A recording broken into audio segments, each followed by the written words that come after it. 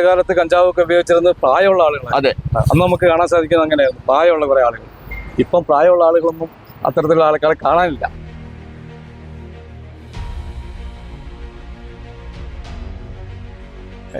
ഇപ്പം 6 മാസമായി ഞാനിവിടെ.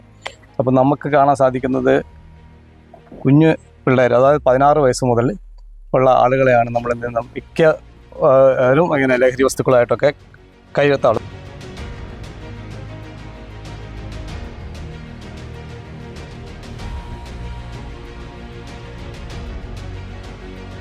MDM തന്നെ, അതായത് ഈ MDM ആണ് ഏറ്റവും കൂടുതൽ അപകടകാരി എന്ന് പറയുന്നതില്. അത് തന്നെ ഇത്രയും ക്വാണ്ടിറ്റി കണ്ടെത്തിയിട്ടുണ്ട്.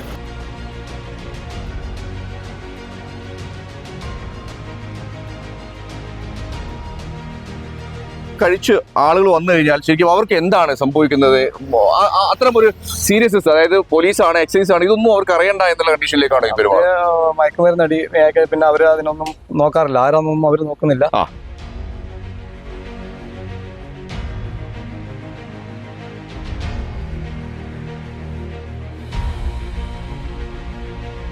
ചൂടുള്ള യൗവനം തിരിച്ച് ആക്രമിക്കുന്ന രീതിയിലേക്കാണ് ഇപ്പോൾ പോകുന്നത്. അപ്പം അത്തരത്തിലുള്ള കാര്യങ്ങളൊക്കെ നമ്മുടെ വിദ്യാർത്ഥികൾ, നമ്മുടെ സമൂഹത്തിലെ ആളുകൾ എല്ലാവരും കൂടിച്ചേർന്ന് നല്ലൊരു നാടുണ്ടാക്കുന്നതിന് വേണ്ടി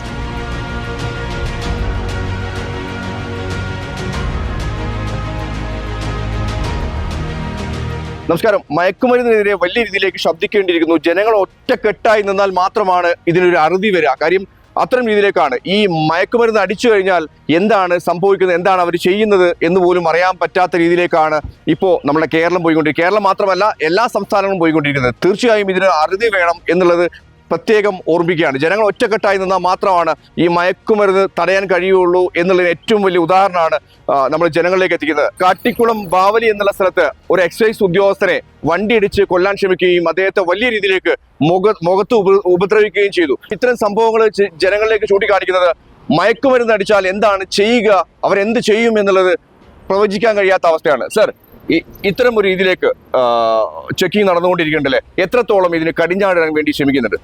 ഞങ്ങൾ ചെക്ക് പോസ്റ്റുകളിലൊക്കെ ശക്തമായ പരിശോധനയാണ് മയക്കുമരുന്നിന് വേണ്ടി നടത്തിക്കൊണ്ടിരിക്കുന്നത്. നമ്മൾ മുത്തങ്ങ ചെക്ക് പോസ്റ്റിലാണെങ്കിൽ അന്യ സംസ്ഥാനത്തു നിന്നും വരുന്ന കർണാടക അന്യ സംസ്ഥാനങ്ങളിൽ നിന്ന് വരുന്ന ചരക്ക് ലോറികളും അതുപോലെ തന്നെ യാത്രാ വാഹനങ്ങളും ചെറുവാഹനങ്ങളൊക്കെ നല്ല രീതിയിലുള്ള പരിശോധനയാണ്, ശക്തമായ രീതിയിലുള്ള പരിശോധന നടത്തി വരുന്നത്. ഞാനിപ്പോൾ നിൽക്കുന്നത് മുത്തങ്ങ ചെക്ക് പോസ്റ്റിലാണ്, വയനാട് ജില്ലയിലെ മുത്തങ്ങ ചെക്ക് പോസ്റ്റിലാണ്. ഇവിടെ നല്ല രീതിയിലേക്കാണ് ഇവർ ചെക്കിംഗ് ഒക്കെ ചെയ്തുകൊണ്ടിരിക്കുന്നത്. വല്ലാത്ത രീതിയിലേക്ക് എല്ലാം അല്ലെ പഴുതടഞ്ഞ ചെക്കിംഗ് ആണ് ചെയ്തുകൊണ്ടിരിക്കുന്നത്. കഴിഞ്ഞ മാസമൊക്കെ നല്ല മേജർ കേസ്, NDPS കേസുകൾ, എത്ര കേസുകൾ കഴിഞ്ഞ പ്രാവശ്യം പിടിച്ചു? കഴിഞ്ഞ 2 മാസത്തിനിടയ്ക്കൊക്കെ നിരവധി കൊമേഴ്ഷ്യൽ ക്വാണ്ടിറ്റി കേസുകൾ കണ്ടെത്തി. അതുപോലെ 50 ഗ്രാം 60 ഗ്രാമൊക്കെ മെത്താഫിറ്റമിൻ തന്നെ കണ്ടെത്തുന്നത്. കൊമേഴ്ഷ്യൽ ക്വാണ്ടിറ്റി MDM തന്നെ, അതായത് ഈ MDM ആണ് ഏറ്റവും കൂടുതൽ അപകടകാരി എന്ന് പറയുന്നതിൽ. അത് തന്നെ ഇത്രയും ക്വാണ്ടിറ്റി കണ്ടെത്തിയിട്ടുണ്ട്. അതുപോലെ നല്ല രീതിയിലുള്ള പരിശോധനയാണ് മുത്തങ്ങ ചെക്ക് പോസ്റ്റിൽ നടത്തുന്നത്. അതുപോലെ തന്നെയാണ് കാട്ടിക്കുളവും ബാവലി എല്ലാ ചെക്ക് പോസ്റ്റിലും എക്സൈസ് ഉദ്യോഗസ്ഥരും നടത്തിക്കൊണ്ടിരിക്കുന്നത്. നല്ല രീതിയിലുള്ള. നിങ്ങൾ ഈ പിടിക്കുമ്പോൾ നിങ്ങൾ ശരിക്കും നിങ്ങളുടെ ജീവന് ഭീഷണിയാവുന്ന രീതിയിലേക്ക് പോകുന്നുണ്ടോ ഇത്തരം സംഭവങ്ങൾ? അത് ഭീഷണിയാവുന്നുണ്ടോ എന്ന് ചോദിച്ചാൽ, ഇന്നലെ മിനിഞ്ഞാന്ന് നമ്മുടെ മാനന്തവാടിയിലൊരു എക്സൈസ് ഉദ്യോഗസ്ഥനെ വാഹനം ഇടിച്ചു, ബൈക്ക് ഇടിപ്പിച്ച് അദ്ദേഹത്തിൻ്റെ മുൻവശത്തെ പല്ല് മുഴുവൻ പോയി താടയിൽ പൊട്ടി അദ്ദേഹം ഗുരുതരമായ അവസ്ഥയിൽ ഇപ്പോൾ കോഴിക്കോട് ആണുള്ളത്. അത് എല്ലാ ഉദ്യോഗസ്ഥരെയും ഇപ്പോൾ ഒരു വല്ലാതെ ഒരു പ്രയാസത്തിലാക്കി. നമ്മൾ ശരിക്കും ഇത് കഴിച്ച് ആളുകൾ വന്നു കഴിഞ്ഞാൽ ശരിക്കും അവർക്ക് എന്താണ് സംഭവിക്കുന്നത്? അത്തരം ഒരു സീരിയസ്നെസ്, അതായത് പോലീസാണ്, എക്സൈസ് ആണ്, ഇതൊന്നും അവർക്ക് അറിയണ്ട എന്നുള്ള കണ്ടീഷനിലേക്കാണ് ഈ പെരുമാറുന്നത്. മയക്കുമരുന്നടി പിന്നെ അവർ അതിനൊന്നും നോക്കാറില്ല, ആരാന്നൊന്നും അവർ നോക്കുന്നില്ല. അവര് അങ്ങ് പോവുകയാണ്. മുന്നിൽ കാണുന്നവരെയൊക്കെ എങ്ങനെയും കടന്നു പോവുക എന്ന ലക്ഷ്യത്തോടു കൂടിയാണ് വകവരുത്തി കടന്നു പോവുക. അതായത് കാര്യം അവർ പിന്നെയാണ് അതിന്റെ ഭവിഷ്യത്തുകൾ. ഈ പ്രതിയെ അറസ്റ്റ് ചെയ്തു മാനന്തവാടി? അതെ, പ്രതി അറസ്റ്റ് ചെയ്തു. പോലീസ് അറസ്റ്റ് ചെയ്തിട്ടുണ്ട്. അപ്പോൾ തന്നെ പിന്നെ എക്സൈസ് ഉദ്യോഗസ്ഥനെ ആശുപത്രിയിൽ കൊണ്ട് എത്തിച്ചു. തുടർന്ന് അന്വേഷണത്തിൽ ഇന്നയാളാണെന്ന് മനസ്സിലായി പോലീസ് കേസ് രജിസ്റ്റർ ചെയ്തു. ഈ ഇത്തരം രീതിയിലേക്ക് മയക്കുമരുന്ന് ഉപയോഗിക്കുന്ന ആളുകളോടൊക്കെ എന്താണ് സാർ ഒരു എക്സൈസ് എന്നുള്ള ലെവലിൽ പറയാനുള്ളത്? നമുക്ക് പറയാനുള്ളത് ഇപ്പോൾ നിലവിൽ ഞങ്ങളുടെ ഈ ഒരു പരിശോധനയിൽ ഇപ്പോൾ 6 മാസമായി ഞാനിവിടെ.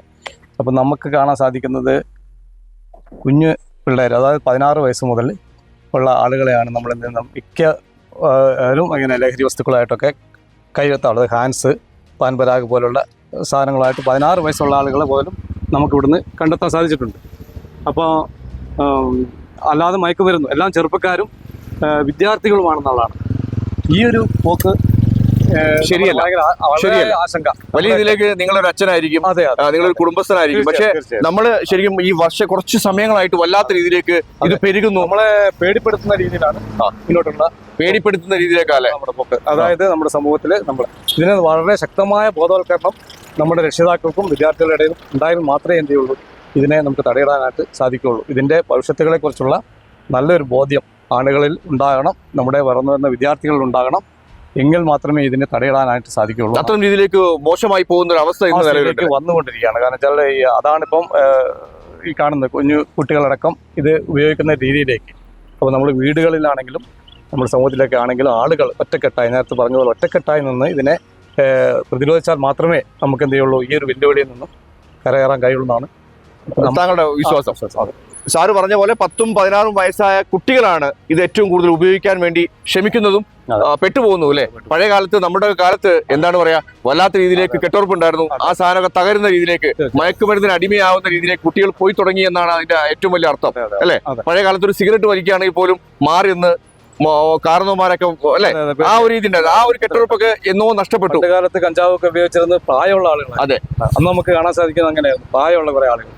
ഇപ്പം പ്രായമുള്ള ആളുകളൊന്നും അത്തരത്തിലുള്ള ആൾക്കാരെ കാണാനില്ല. ഇപ്പോ അതൊക്കെ പുതിയ തലമുറക്ക് കൈമാറി. അത്തരം രീതിയിലേക്ക് വളരെ മോശമായി പോയി എന്നുള്ളതാണ് അല്ലെ. എന്തായാലും സാറിന്റെ ഈ വാക്കുകൾ എന്തായാലും ഏറ്റെടുക്കണം. കാര്യം ജനങ്ങളിലേക്ക് എത്തിക്കുക എന്നുള്ളതാണ്. ഒരു തരത്തിൽ ഒരാളെ കൊണ്ട് തിരുത്താൻ കഴിയുമോ അത് നമ്മൾ ചെയ്യുക എന്നുള്ളതാണ് അല്ലെ. ഇത്തരം പ്രവർത്തനങ്ങളൊക്കെ മാറ്റിവെക്കാൻ കഴിയുന്ന രീതിയിലേക്ക് കൊണ്ടുപോകുക എന്നുള്ളതാണ് അല്ലെ. തെക്കയിൽ ഇത്തരം രീതിയിലേക്കാണ് ഇപ്പൊ സാറ് പറഞ്ഞ പോലെ 10ഉം 16ഉം വയസ്സായ കുട്ടികളാണ്. അത് വല്ലാത്ത രീതിയിലേക്ക് നമ്മുടെ തലമുറയെ നശിപ്പിക്കുന്നത്. നാളത്തെ തലമുറ എന്ന് പറയുന്നത് ഈ കുട്ടികളാണ്. തീർച്ചയായിട്ടും എവിടെയാണ് നമ്മളെ തലമുറ നശിച്ചു പോകുന്നത്? തീർച്ചയായിട്ടും നമുക്ക് ഇപ്പൊ സമൂഹത്തിന്, നമ്മളെ നാടിന് വലിയൊരു വിപത്താണ് ഇപ്പൊ നടന്നുകൊണ്ടിരിക്കുന്നത്. തീർച്ചയായിട്ടും മാധ്യമങ്ങളും നമ്മുടെ അധികാരികളും ഒക്കെ വളരെ നല്ല രീതിയിൽ അന്വേഷണങ്ങളും പിന്നെ ചെക്കിങ്ങുകളും ഒക്കെ നടന്നുകൊണ്ടിരിക്കുന്നു. ഇപ്പോൾ പൊതുജനങ്ങളിടയിലും അല്ല സമൂഹത്തിൻ്റെ ഇടയിലും നല്ലൊരു ബോധവൽക്കരണം ഇപ്പോൾ നടന്നുകൊണ്ടിരിക്കുകയാണ്. നല്ലൊരു പ്രവർത്തനം നാട്ടുകാരൊക്കെ പിന്നെ പല ഇടങ്ങളിൽ ചെക്ക് ചെയ്യാനും അതുപോലെ ഇത്ര കുറ്റക്കാരെ കണ്ടുപിടിക്കാനൊക്കെ ശ്രമം നടത്തിക്കൊണ്ടിരിക്കുന്നു. ഇപ്പോൾ നിങ്ങൾ രണ്ടുപേരും പറഞ്ഞു ഈ ചെറിയ കുട്ടികൾക്കാണ് ഇത് ഏറ്റവും കൂടുതൽ ബാധിക്കുന്നത്, അവരാണ് ഇതിൻ്റെ അടിമകളാകുന്നത്.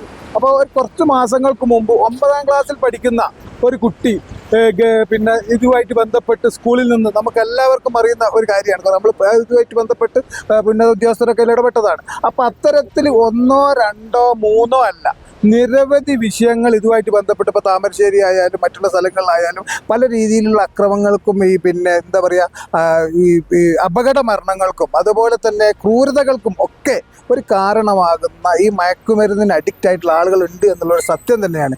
വിദ്യാർത്ഥികളുടെയൊക്കെ ഞാൻ പറയാം, ചില സമയത്തൊക്കെ നമ്മളൊക്കെ 2 കുട്ടികൾ അല്ലെങ്കിൽ 5, 6 കുട്ടികൾ അവർ കൂട്ടം കൂടി ഒരു വലിയൊരു വിഷയം ഉണ്ടാക്കുമ്പോൾ പണ്ടൊക്കെ കാരണവന്മാരോ അല്ലെങ്കിൽ കുറച്ച് ആളുകൾ ചെന്നിട്ട് എന്താ മക്കളെ പോയിക്കോളി എന്ന് പറഞ്ഞാൽ അവർ പോകുന്ന അവസ്ഥ ഉണ്ടായിരുന്നു. ഇപ്പം എന്താ മക്കളെ പ്രശ്നം എന്ന് ചോദിച്ചാൽ അപ്പോൾ അതൊരു തിരിച്ച് ഭയങ്കര ചൂടുള്ള യൗവനം തിരിച്ച് ആക്രമിക്കുന്ന രീതിയിലേക്കാണ് ഇപ്പോൾ പോകുന്നത്. അപ്പോൾ അത്തരത്തിലുള്ള കാര്യങ്ങളൊക്കെ നമ്മുടെ വിദ്യാർത്ഥികൾ, നമ്മുടെ സമൂഹത്തിലെ ആളുകൾ എല്ലാവരും കൂടി ചേർന്ന് നല്ലൊരു നാടുണ്ടാക്കുന്നതിന് വേണ്ടി നമ്മുടെ ഉദ്യോഗസ്ഥരുമായിട്ട് ബന്ധപ്പെട്ട് സഹകരിച്ച് നല്ലൊരു നാളേക്ക് വേണ്ടി പ്രവർത്തിക്കണമെന്നാണ് പറയുന്നത്. തീർച്ചയായും ഉദ്യോഗസ്ഥരുടെ കാര്യം പറയുമ്പോൾ ഉദ്യോഗസ്ഥർ വലിയ രീതിയിലേക്ക് ഇത് മുൻകൈയെടുത്ത് തന്നെ ചെയ്യുന്നുണ്ട്. പക്ഷേ ഉദ്യോഗസ്ഥരിൽ ആളില്ലാത്ത പ്രശ്നം വല്ലാത്ത രീതിയിലേക്ക് അലട്ടുന്നുണ്ട്. അതായത് ഇവർക്കും ജീവിക്കണം, ഇവർക്കും കുടുംബമുണ്ട്, കുട്ടികളുണ്ട് എന്ന് നമ്മൾ മനസ്സിലാക്കേണ്ടതുണ്ട്. കാര്യം കേരള പോലീസ് ആണെങ്കിലും എക്സൈസ് വകുപ്പ് ആണെങ്കിലും ഒക്കെ വലിയ രീതിയിലേക്ക് ഇത് മുന്നോട്ട് പോകരുത്, തടയണം എന്നുള്ള രീതിയിലേക്ക് പോകുന്നുണ്ട്. പക്ഷേ ഇതിൽ ഏറ്റവും വലിയ പ്രശ്നം എന്താണെന്ന് വെച്ച് കഴിഞ്ഞാൽ നമ്മൾ ശരിക്കും പോലീസുകാരെ കുറ്റം പറഞ്ഞിട്ട് കാര്യമില്ല. പല പരാതിക്കും